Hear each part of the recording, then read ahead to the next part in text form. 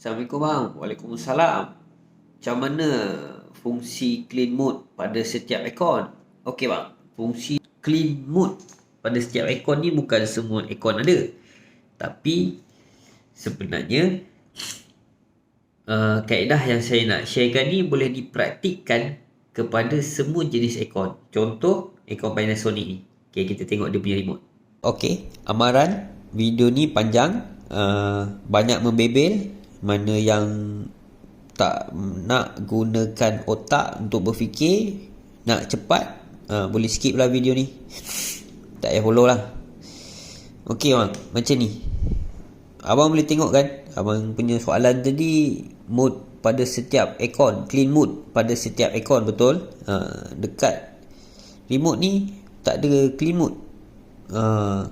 Clean mode dia tak ada dekat unit Panasonic. Tetapi aircon Panasonic ni memang dia dah design untuk clean mode. Contoh bila abang off aircon, sekarang ni kalau kata abang gunakan aircon ni lama, bila kita off, perasan tak aircon Panasonic ni, bila kita off dia guna remote, dia takkan off terus. Dia punya swing ni dia tak tutup terus. Dia ada tutup separuh je. Dia bukan separuh, dia lagi suku. Lagi suku nak habis, nak tutup tu dia tak tutup habis. Kebanyakan customer yang tak faham, orang yang tak faham dengan aircon Panasonic, dengan sistem Panasonic ni, dia ingatkan aircon tu ada masalah, tak boleh nak off. Sebab kita banyak kali jugalah jumpa komplain macam tu, panggil troubleshoot. Dia sebenarnya itulah fungsi clean mode. Kenapa kita cakap dia clean mode? Waktu kita on aircon ni, ada air banyak, itu yang air tu menitik. So waktu dia off tu, waktu kita off tu, bila dia tak tutup habis, Panasonic ni aircon dia intelligent. Sebab apa saya cakap intelligent? Dia orang ni ada buat R&D dan berbaloi lah kalau kita pakai aircon Panasonic ni, walaupun mahal berbanding Daikin dengan Acer tu yang mahal, tapi sistem dia biasa je, tak ada apa sangat.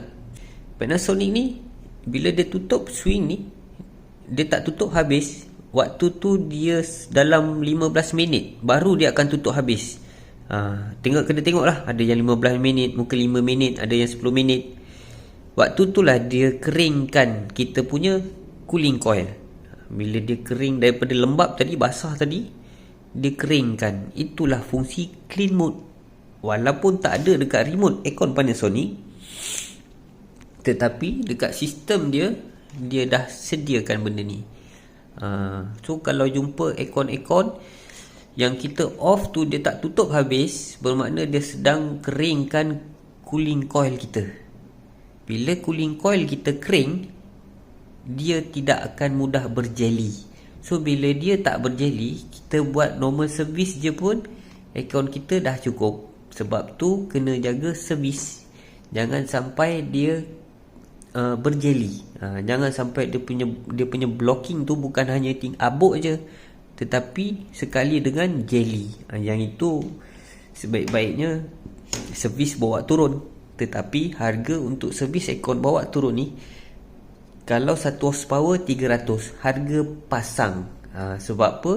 Dia punya warranty, kita kena bagi warranty dengan gas leaking. Risiko bawa aircon turun adalah gas leaking. So yang akan bertanggungjawab tu adalah technician. Kalau harga dia 100.5, macam kita buat servis canvas 100.5, macam mana diorang nak tanggung kos untuk gas? Itu kalau diorang buat kerja cantik, diorang akan ada profit di situ. Tapi kalau kerja dah cantik tapi orang kata nasib dia tak baik, dia akan rugi di situ. Dan kebarangkalian tu untuk dia tak datang balik bila kita call tu sangat tinggi. Ini antara sebab-sebab lah yang pengalaman kami bila kita tengok apa yang berlaku. Okey, penerangan yang salah, yang buruk, yang panjang membebel meraban, itu adalah kelemahan diri saya. Mantap terbaik sesungguhnya Allah Subhanahu Wa Taala. Assalamualaikum.